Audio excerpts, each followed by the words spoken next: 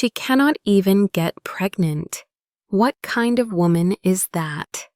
The words echoed like a slap sharp and public, thrown across polished floors and crystal chandeliers.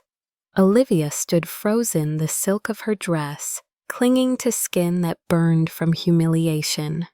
Her mother-in-law's voice sliced through the crowded hall as sharply as the divorce papers that had been handed to her hours earlier.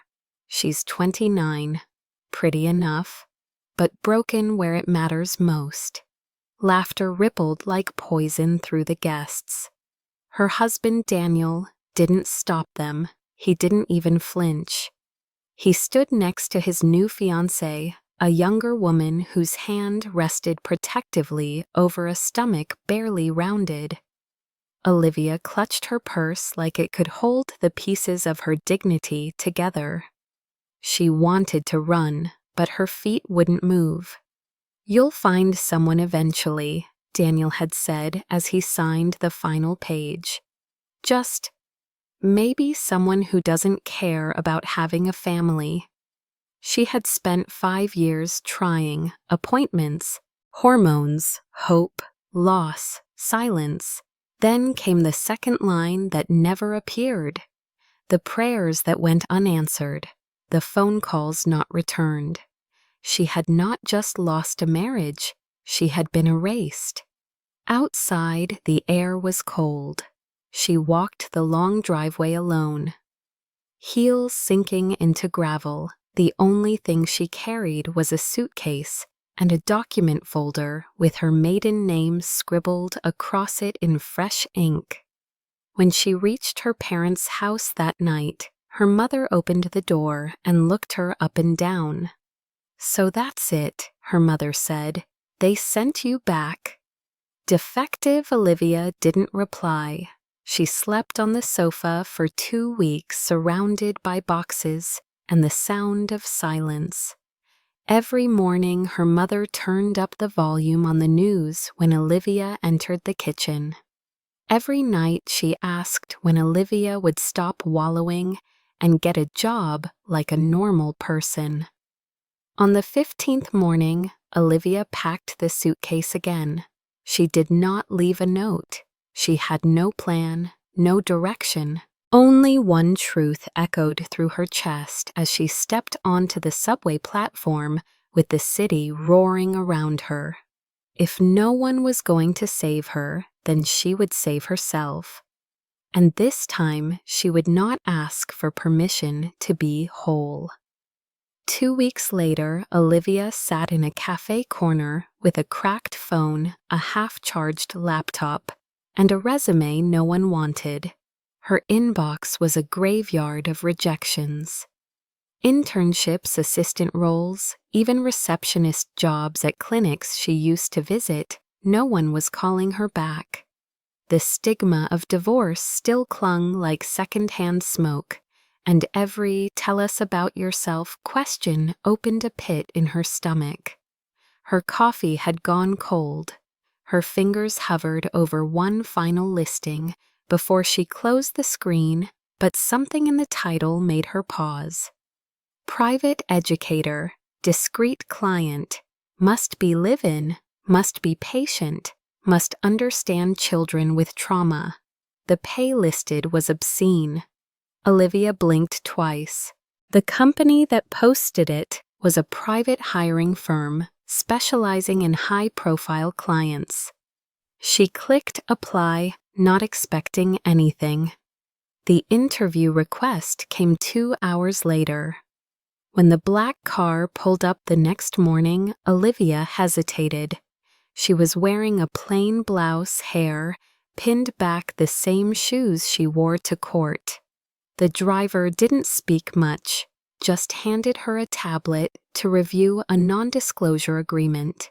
She signed. The house, or rather the estate, was tucked behind gates and stone walls in an area Olivia had only seen in magazines. The driveway curved through trimmed hedges and quiet fountains until they reached a modern glass and steel mansion that reflected the sky. a woman in her 40s, efficient and silent, opened the door. "You're here for Mr. Cade. Follow me." No introduction, no warmth. Olivia was led through white hallways with minimalist furniture and silence that felt too large. Then, in a room lined with bookshelves and shadow, she saw him, Ethan Cade, founder of 2 unicorn tech companies, widower, billionaire, father of 4. Every news article showed him as ruthless, brilliant, untouchable. Here he sat at a long table with his sleeves rolled, staring at a tablet unreadable. "Sit," he said without looking up. Olivia did. "Your resume is overqualified. Then why call me? Because you have no children." She blinked. "That's correct." He looked at her now. His eyes were tired, not unkind, just guarded. "You'll last longer." She didn't know what that meant. Not yet. The job is to teach them, nothing more. No bedtime stories, no piano lessons, no pretend mothering. "Understood," she said. "It's 6 days a week, room and board included. You'll live in the East Wing, you'll eat separately." "Understood." He stood tall and solid, all precision and cold steel. "Follow me." The halls echoed under his steps. He didn't explain, the layout didn't slow down. The East Wing was quiet, a smaller world within the house. A living room with soft lighting, 4 bedrooms, a small kitchen. It smelled like lemon and linen.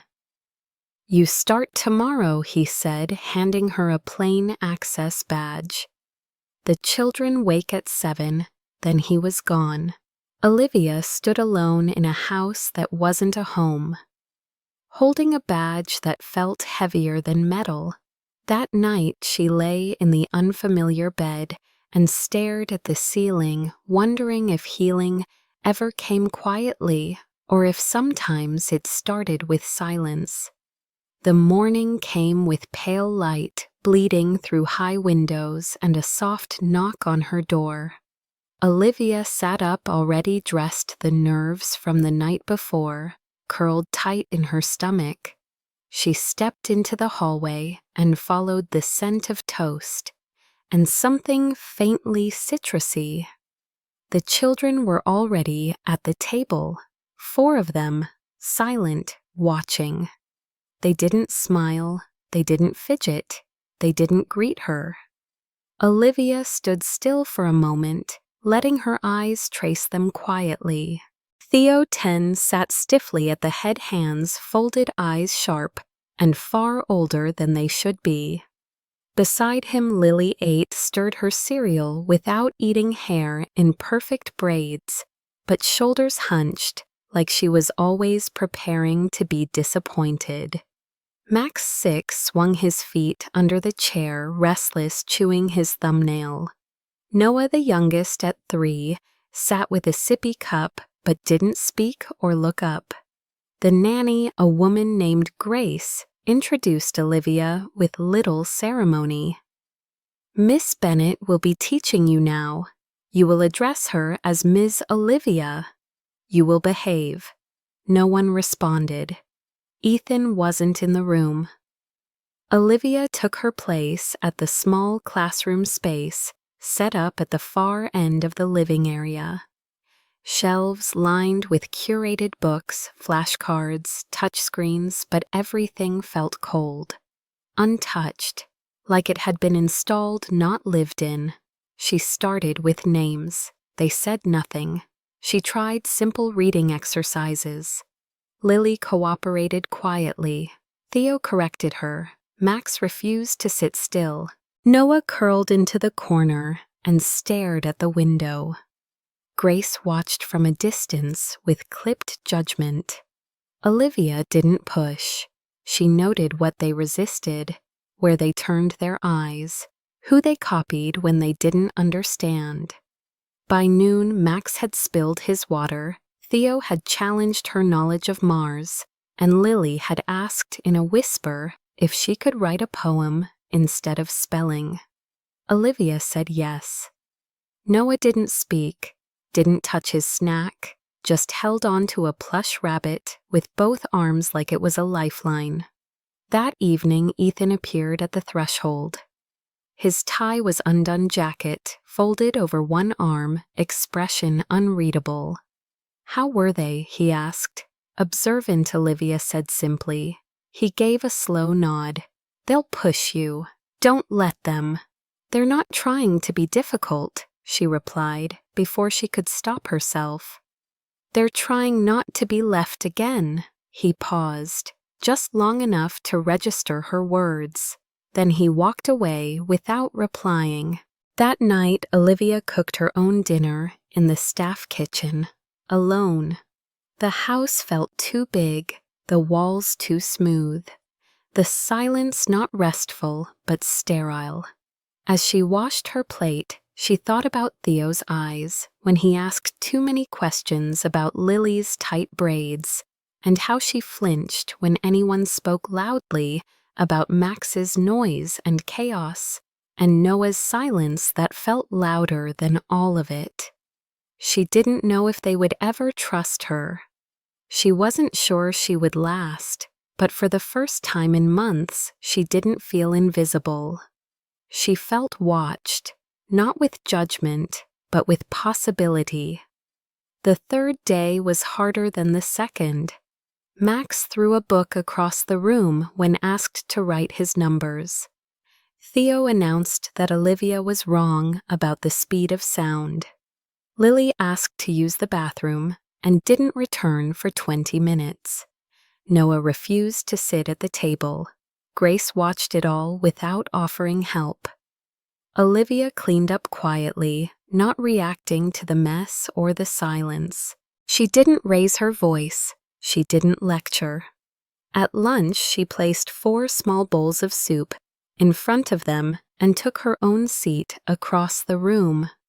No one thanked her. No one said anything, but they ate. That night, Olivia stayed up late preparing worksheets based on their interests. Space trivia for Theo, story prompts for Lily, matching games for Max, animal flashcards for Noah. She printed everything in silence and sorted them into labeled folders. The next morning, she cut her finger while opening a plastic package of markers. It was a shallow cut, but sharp. She hissed and reached for a napkin. A tiny gasp came from the corner. Olivia looked up. Noah stood frozen near the door, his eyes wide, his sippy cup forgotten on the floor. He pointed. "Owie." The room stopped. Theo turned. Lily looked up. Max paused mid-scribble. Olivia stared at the little boy who had not spoken a word in days.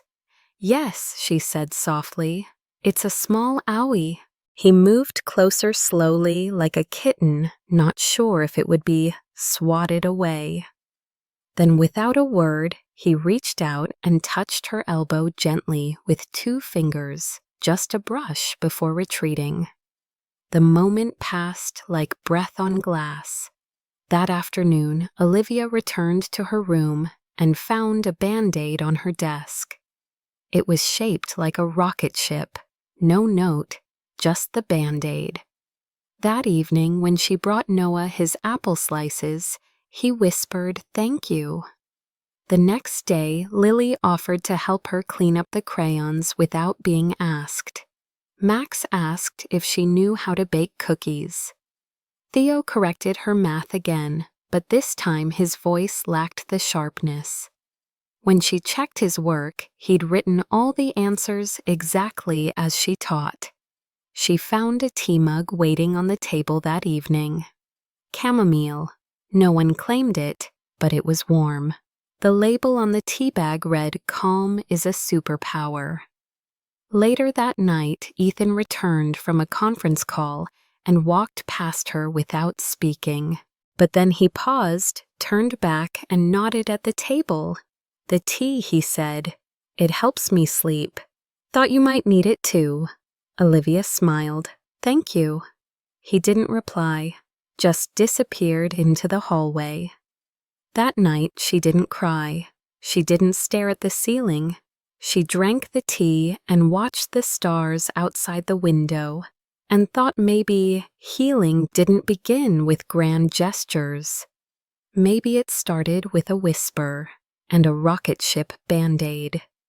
The rain came suddenly, one-night sheets of water hammering the glass like fists from the sky.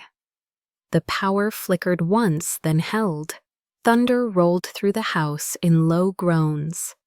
Olivia had just finished putting Max and Noah to bed when a knock came at her door. It was Lily. She stood barefoot in her pajamas, eyes glossy, clutching a worn stuffed penguin. "I don't feel good," she whispered. Olivia knelt and pressed the back of her hand to Lily's forehead. Burning, her skin was clammy. Olivia scooped her up gently and carried her down the hall to the guest bathroom, grabbing a thermometer, a damp cloth, and pain medicine. Lily clung to her the entire time, arms around Olivia's neck, murmuring half-formed dreams. Olivia sat with her on the couch, holding her upright, while the girl dozed against her shoulder. Hours passed. The rain kept falling. At some point, Ethan appeared in the doorway, a shirt unbuttoned at the collar. Barefoot hair tousled like he'd run his hands through it too many times. "What happened?" he asked. "She came to me. Fever's high. I've given her meds. Cool compress. She's stable for now." He stared at Lily, something fragile breaking across his features. "I haven't seen her reach for anyone since Rachel." Olivia didn't speak. She just kept wiping Lily's forehead, humming a soft lullaby under her breath. The girl stirred, shifted closer, whispered, "Mama." Olivia froze. Ethan did too. Lily mumbled the word again, then settled. Olivia's voice caught in her throat, but she didn't correct her. She just held the child a little tighter. Ethan sat down slowly on the other end of the couch. "You don't have to do this," he said quietly. "This wasn't part of your job." Olivia didn't look away from Lily. "I know, but I want to." He said nothing, just stared at the child in her arms, and then at her, like he was seeing something he hadn't expected. When morning came, the fever broke. Lily opened her eyes and asked if she could have toast. Olivia smiled and said yes. Ethan brought the toast himself, plate trembling just slightly in his hand. He set it down and walked away before anyone could thank him. Later that day, Theo approached Olivia after lessons and asked, "Did you know my mom used to sing the same song when we were sick?" Olivia nodded. "I didn't, but maybe your sister remembers better than I do." Theo tilted his head. "Are you going to leave like the others?" "No," she said, "not unless someone tells me to." He didn't reply, but he didn't walk away either. That evening, Olivia found a folded note tucked into the book Lily had been reading. It was a child's handwriting, 4 words. "Thank you for staying." That night, the thunder stopped. The silence in the house felt different, not empty, just full of breath. Saturday morning brought sunlight and a request Olivia didn't expect. Ethan stood in the hallway, sleeves rolled, holding his keys loosely. "I need to stop by the office and pick up a few things. Could you ride along and keep the kids occupied while I talk with my assistant?" It was the first time he'd asked her to join him outside the house. She said yes. They rode in silence, the children quiet in the back seat, watching the world rush by. When they arrived at the tower, Ethan disappeared into the elevator with a nod. Olivia took the children to the coffee shop in the lobby. They picked muffins. Max knocked over a napkin holder. Theo grabbed 2 straws just to argue about physics. Olivia laughed under her breath, brushing crumbs off Lily's shirt, while Noah nestled close. Then she heard it, the voice, sharp, familiar, Olivia Bennett. She turned, and there he was, Daniel, her ex-husband, standing near the espresso counter suit perfectly pressed, one hand resting possessively on the arm of the woman beside him. The new wife, pregnant, rounded belly framed in soft pink. "Wow," he said, glancing at the children.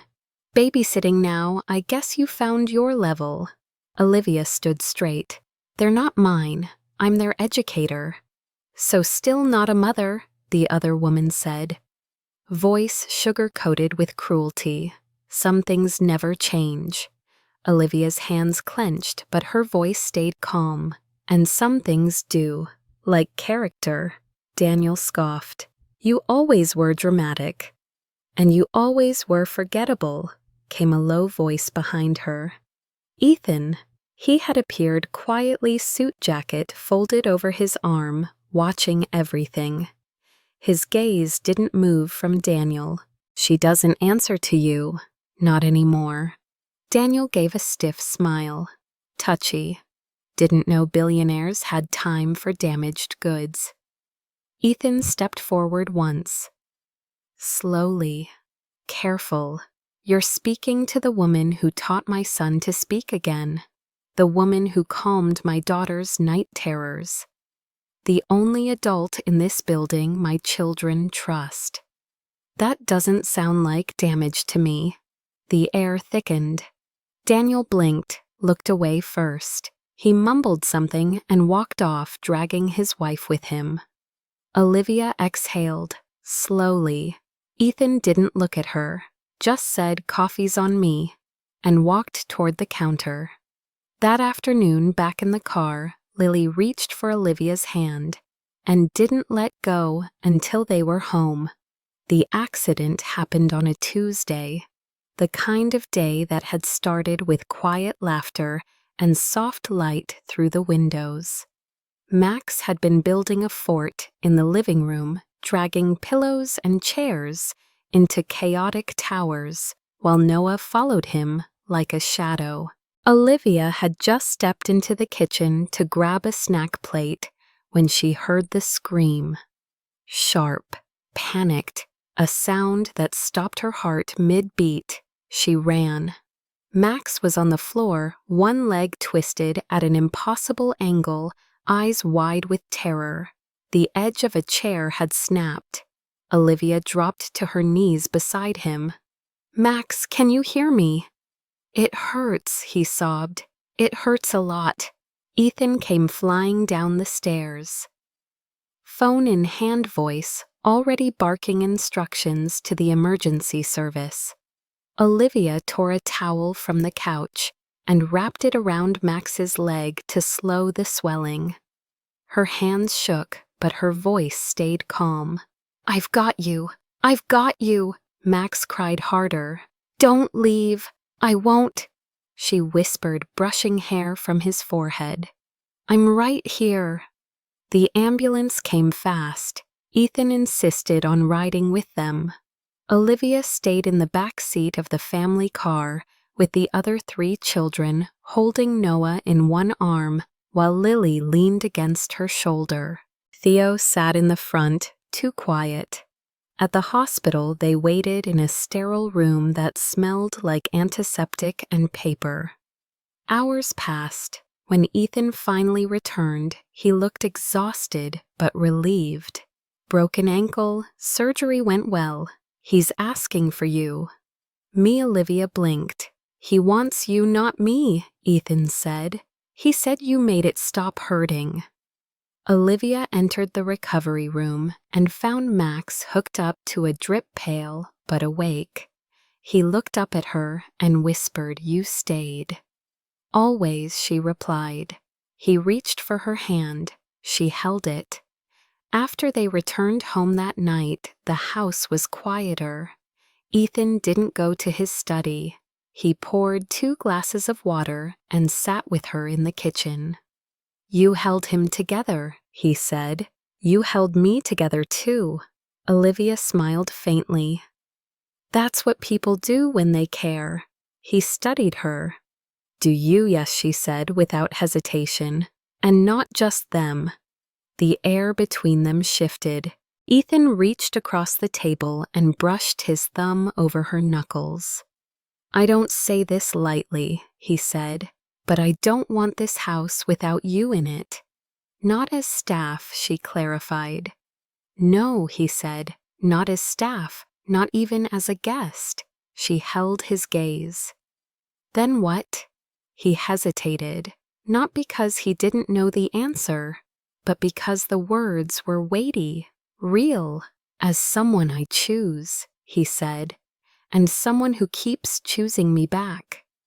Olivia felt tears prick her eyes, not from sadness, but from being seen, from being valued.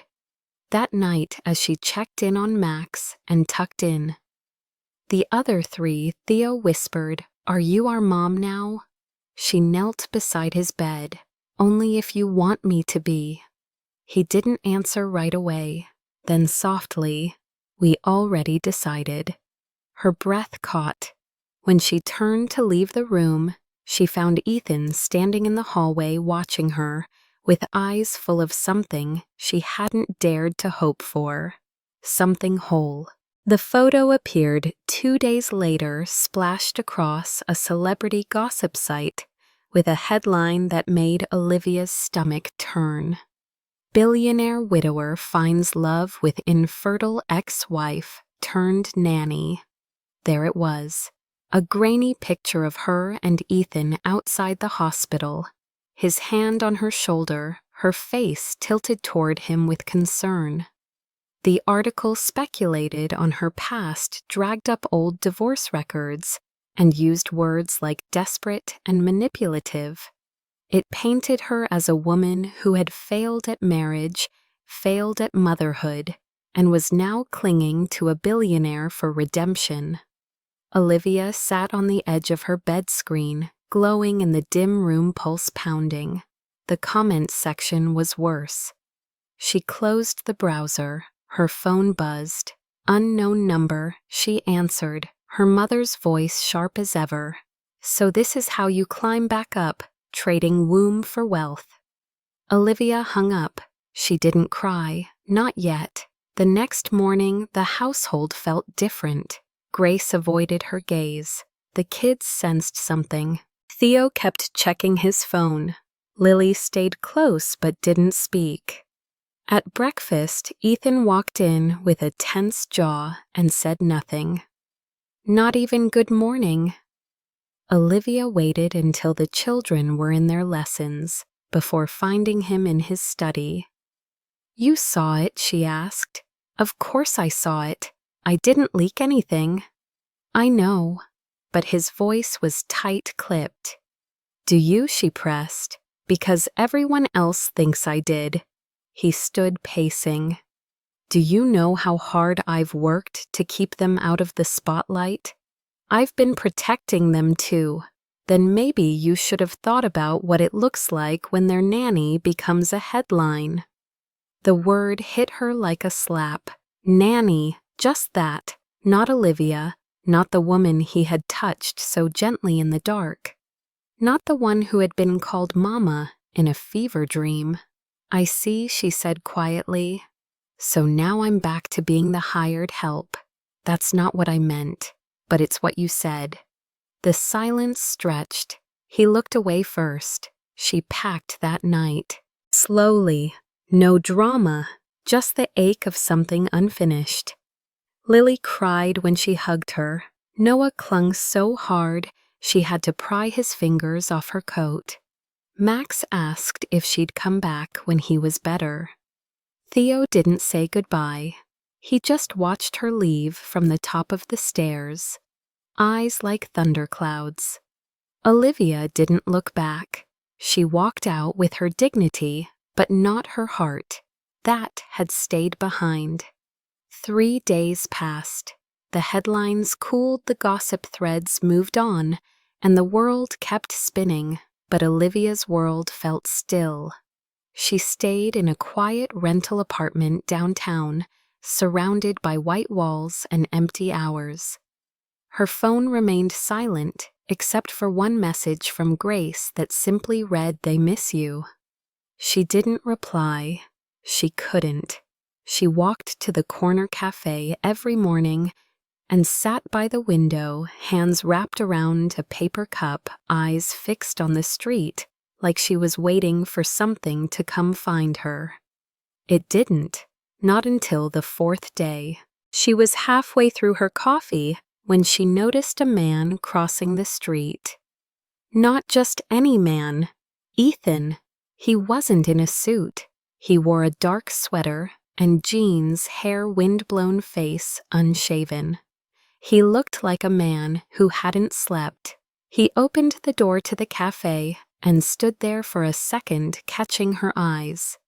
Then he moved forward. She didn't stand.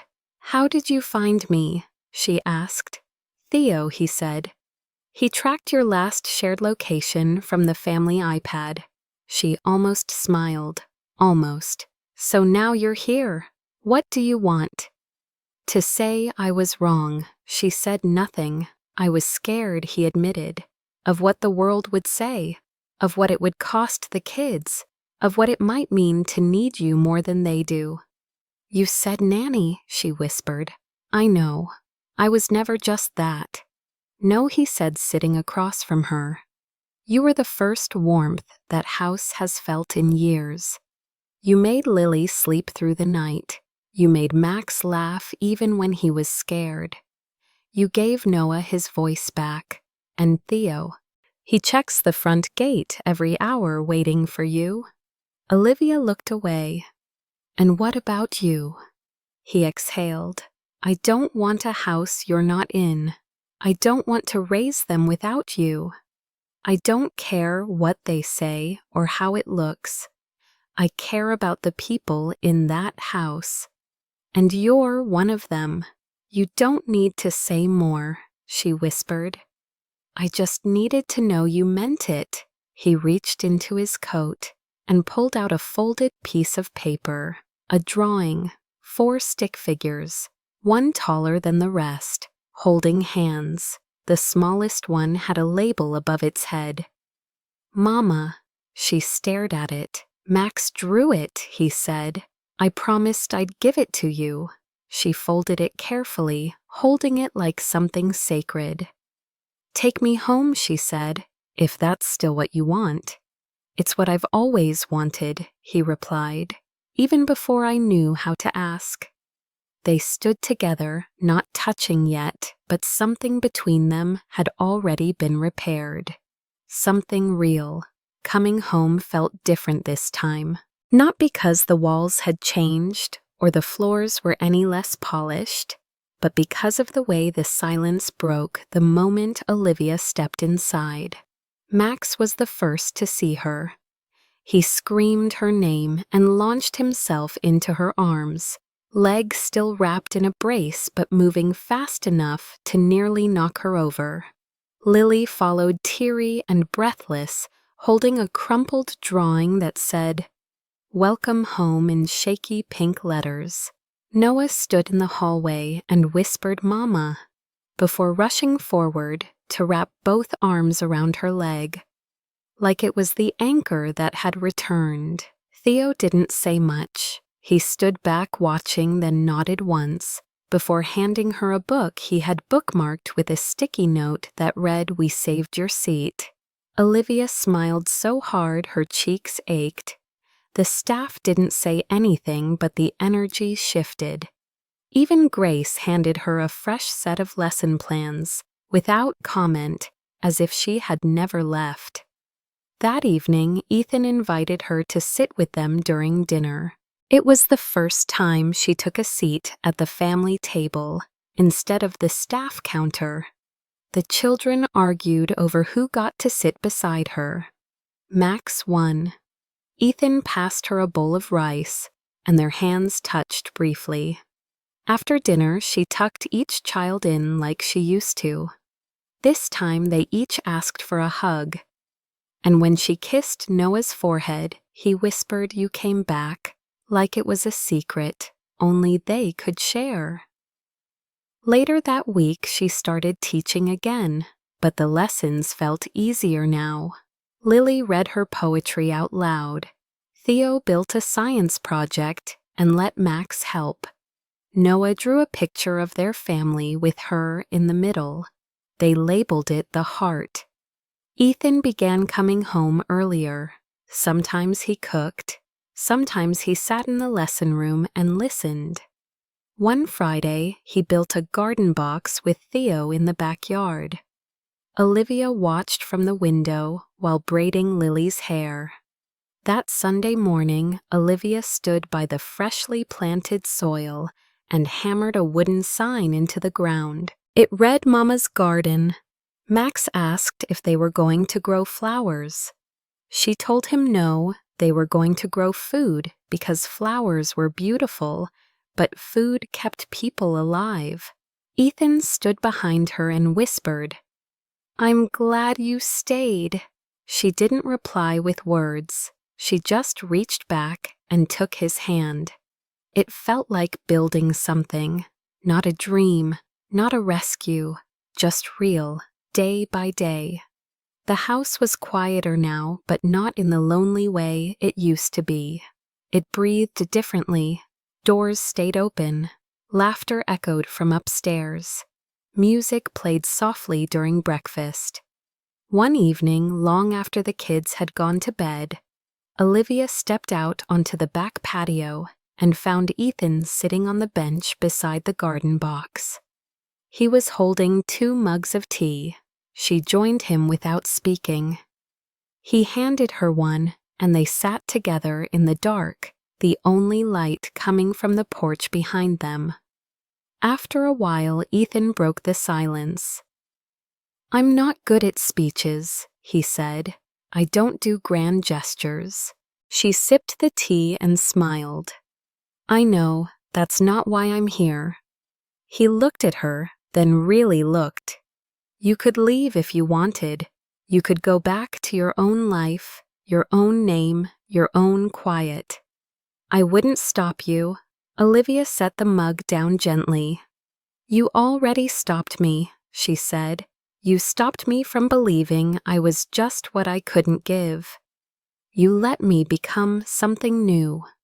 And now I don't want to leave, not because I have to stay, but because I choose to."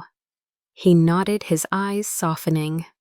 "Then choose me tomorrow," he said, and the next day, and the next. She reached for his hand. "I will, but only if you do the same, every single day." He didn't answer right away. Instead, he leaned forward and pressed his forehead against hers, and in that quiet, steady breath, the promise was made. No ring, no ceremony, just 2 people who had seen the worst in themselves and still decided to stay. Behind them, the garden swayed gently in the wind, and from the upstairs window, the faint sound of Max singing to his stuffed bear floated down like a lullaby. It wasn't a perfect life, but it was whole, and that was more than enough. Years from now, people would ask how it all began, and Olivia would never quite know how to answer. Was it the moment she was thrown away, or the moment she was finally seen? Was it the morning she packed her bags with nothing but broken dreams, or the afternoon Max drew her holding hands with his siblings under a crooked sun labeled home? It hadn't started with love, not in the usual sense. It started with rejection, silence, and an ache too deep to name. It began in the ruins, but love had found its shape anyway. In a child's whisper, in a man's quiet presence, in the ritual of small things done with care. The garden in the backyard grew crooked but strong. Tomatoes, basil beans that tangled through the wire fence. Ethan built her a bench beside it. On the wood, he carved a single sentence in blocky letters. Not every woman gives birth, but some are still born to be mothers. The children grew. They fought, they stumbled, they cried. But they always circled back to her like sunflowers to the light. They stopped asking if she would stay. They started assuming she always would. When the school held a family day, Noah ran across the field shouting "Mama," not because she was all he had, but because she was the one he trusted most. When Theo received his science award, he thanked her before his father, not because he had to, but because she had never asked him to be more than he was. Just enough, always enough. And when strangers asked how she ended up in a billionaire's mansion, raising 4 children who weren't hers, Olivia never gave the whole story. She just smiled and said, "I came to teach them, but they taught me how to live again. Because some stories are too big for words. Some families are built in places no one thought to look, in healing that flows both ways, in choosing each other over and over again." She had once been discarded, measured by what her body couldn't do, erased by those too small to see her worth. But she had rewritten her ending. No longer a wife returned like defective goods.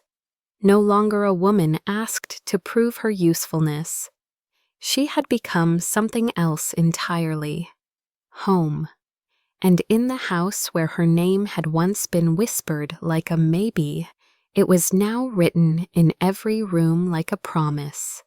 She was not their mother by blood, but she was their mother by love, and that in the end was the only kind that ever truly lasted.